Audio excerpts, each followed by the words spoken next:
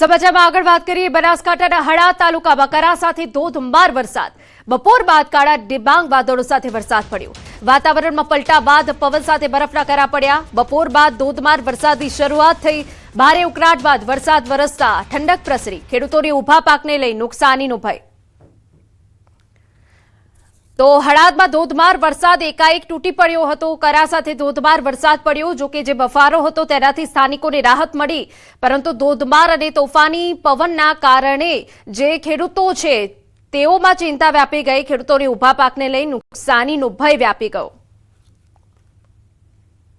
One વિભાગે જે રીતે વરસાદની આગાહી આપવામાં આવી છે અને આ વરસાદની આગાહીને લઈને જે દાંતા તાલુકાથી અલગ વિપરીત છૂટા પડેલા હળાદ તાલુકો છે નવરચી તાલુકો છે ત્યાં કંઈક વરસાદની શરૂઆત થવા પામી છે ચોક્કસપણે કહી શકાય છે કે જે સવારથી ભારે ગરમીનો ઉકળાટ હતો અને બપોર બાદ એકાએક વાતાવરણમાં પલટો જોવા મળ્યો હતો અને બપોર બાદ જે વાતાવરણ પલટાતા તે વરસાદની શરૂઆત થવા પામી છે અને એટલું જ નહીં સાથે જે બરફના કરાનો પણ વરસાદ જોવા મળી રહ્યો છે અને હાલ તબક્કે જે ગરમીથી જે લોકોને જે ભારે પીડા થઈ રહી હતી તેના અંદર આંશિક રાહત જોવા મળી છે અને ક્યાંક ખેડૂતોને ઊભો પાક લચી રહ્યો છે તેને પણ ખેડૂતો ચિંતાતુર મળી રહ્યા છે અને હાલ તબક્કે હળાદ પંથકમાં જે છે કરા સાથેનો વરસાદ જે છે સિઝનનો પહેલો વરસાદ માનવામાં આવી રહ્યો છે અને આ વરસાદને લઈને લોકોમાં પણ આનંદમાં જોવા મળી રહ્યા છે મહેન્દ્ર અગ્રવાલ ન્યૂઝ 18 ગુજરાતી હળાદ સાંજે 7 વાગ્યા સુધી 21 જિલ્લામાં વરસાદની આગાહી છે 2 જિલ્લામાં વરસાદનું ઓરેન્જ એલર્ટ છે સાબરકાંઠા અરવલ્લીમાં ઓરેન્જ એલર્ટ છે 19 જિલ્લામાં વરસાદનું યલો એલર્ટ બનાસકાંઠા પાટણ મહેસાણામાં યલો એલર્ટ સુરેન્દ્રનગર અમરેલી ગીર સોમનાથમાં યલો એલર્ટ રાજકોટ જૂનાગઢ ભાવનગરમાં યલો એલર્ટ મહીસાગર પંચમહાલ દાહોદમાં યલો એલર્ટ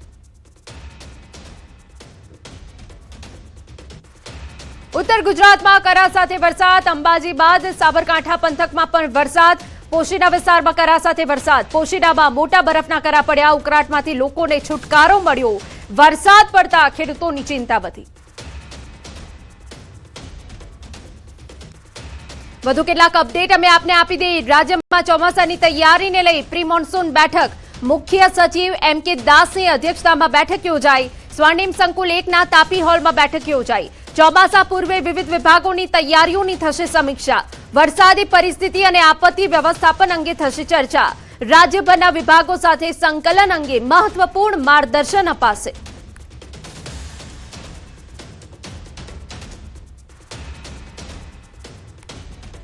તો રાજ્યમાં ચોમાસાની તૈયારીને લઈને આ સમીક્ષા બેઠક યોજવામાં આવી મુખ્ય સચિવની અધ્યક્ષતામાં આ બેઠક યોજાઈ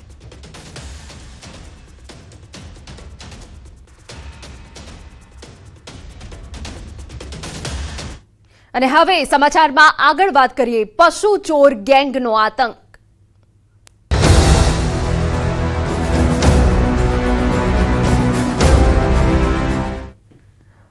ભાવનગરના વલભીપુરમાં પશુ ચોર ગેંગના આતંકથી હાહાકાર 15 દિવસમાં 50થી વધુ પશુઓ ચોરી થતા માલધારીઓમાં રોષ ન્યાય માંગવા પહોંચેલા માલધારીઓ સાથે અમાનવીય વર્તન પોલીસ સ્ટેશન બહાર કલાકો સુધી બેસાડ્યાનો આરોપ ન્યાય માંગવા ગયેલા માલધારીઓ સાથે પીઆઈએ કરી ગેરવર્તણૂક ચોર આવે ત્યારે ફોન કરજો કહી પીઆઈએ કાઢી મૂક્યાનો દાવો પોલીસના બેજવાબદાર વર્તન સામે માલધારીઓમાં રોષ વ્યાપ્યો પોલીસે દારૂ જુગારના કેસમાં રસ હોવાનો દાવો ખેડૂતોએ ન્યૂઝ 18 સમક્ષ પોતાની વ્યથા ઠાલવી છે માલધારીઓ આખી રાત જાગીને પશુઓની રક્ષા કરશે પશુ ચોરને પકડવામાં આવે તેવી માલધારીઓની માંગ છે અને માંગ નહીં સંતોષાય તો માલધારીઓ આંદોલન કરશે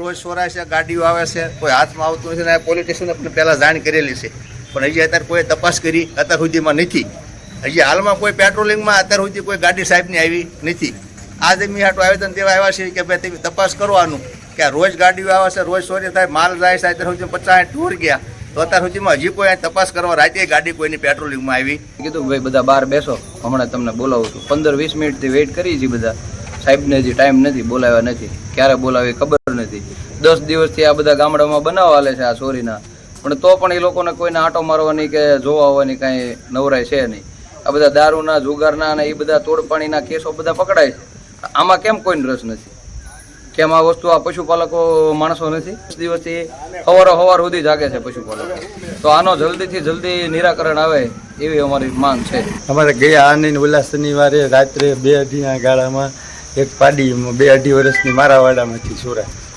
રાતે તાર કાપીને લઈ ગયા હતા, બધા અહીં ગયા હતા, બધા જાગી જતા એક પાડી ચોરીને તો અંદર નાખીને વયા ગયા. કેટલા પશુઓ ચોરાણા હશે અત્યાર સુધીમાં? અત્યાર સુધીમાં તે દી અમારે એક રાતમાં 3નો બનાવ હતો. અને એ પછી કેટલા બનાવ બન્યા છે? પછીના તો અત્યારે એમના વાહે દેખાય છે, પણ હજી પછી બધા જાગે છે. 15 દિવસમાં 50 થી વધુ પશુની ચોરી થઈ ગઈ છે અને ઘણા સમયથી પશુ ચોર ગેંગનો આતંક છે. 15 દિવસમાં 50 થી વધુ પશુઓ ચોરી થતા માલધારીઓમાં રોષ છે, કેમ કે પશુ ચોરી થવાના કારણે તેમને મોટું નુકસાન છે. ન્યાય માંગવા પહોંચેલા માલધારીઓ સાથે અમાનવીય વર્તન પોલીસ સ્ટેશન બહાર થયું છે. પોલીસ સ્ટેશન બહાર કલાકો સુધી બેસાડ્યાનો આરોપ છે.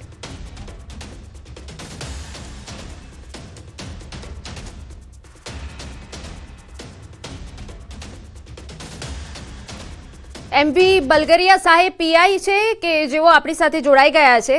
સાહેબ, જે વલભીપુરમાં પશુ ચોર ગેંગ છે તેને લઈને આપની પાસે હાલ પ્રાથમિક ડિટેલ શું છે?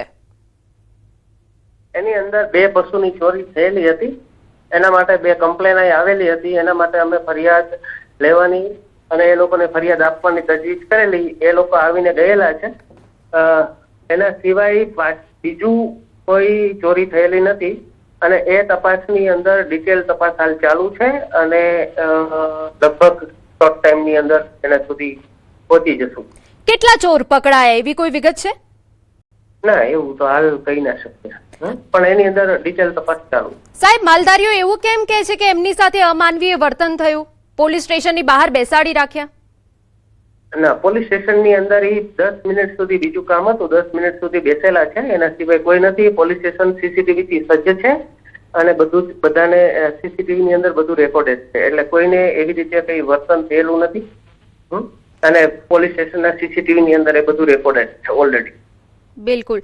આજે પશુ ચોર ગેંગ છે, ક્યાંની છે, શું છે તેવી કોઈ માહિતી? એ બાબતે જ્યાં સુધી પકડાય ત્યાં સુધી એ વસ્તુ ડિક્લેર ના કરશે. શું એવું કહેવામાં આવ્યું છે પોલીસ સ્ટેશનથી કે ચોર આવે ત્યારે ફોન કરજો માલધારીઓને? ચોર આવે ત્યારે જો પોલીસ તો પેટ્રોલિંગ તો ચાલુ જ હોય, છતાંય તમને કોઈના ઉપર ડાઉટ હોય તો ગમે ત્યારે ફોન કરી શકે પોલીસ. માલધારીઓ અત્યારે જે રોષે ભરાયા છે તેને લઈને એટલે વિસ્તારમાં પેટ્રોલિંગને લઈને આપે શું બંદોબસ્ત કર્યો છે તેવી કોઈ વિગત આપી શકો? ઓલરેડી અમારી ટીમ પેટ્રોલિંગ ચાલુ છે અને અમારા હોમગાર્ડ જીઆરડીના સાથે પોઈન્ટ પણ મૂકેલા છે. આભાર વાત કરવા બદલ.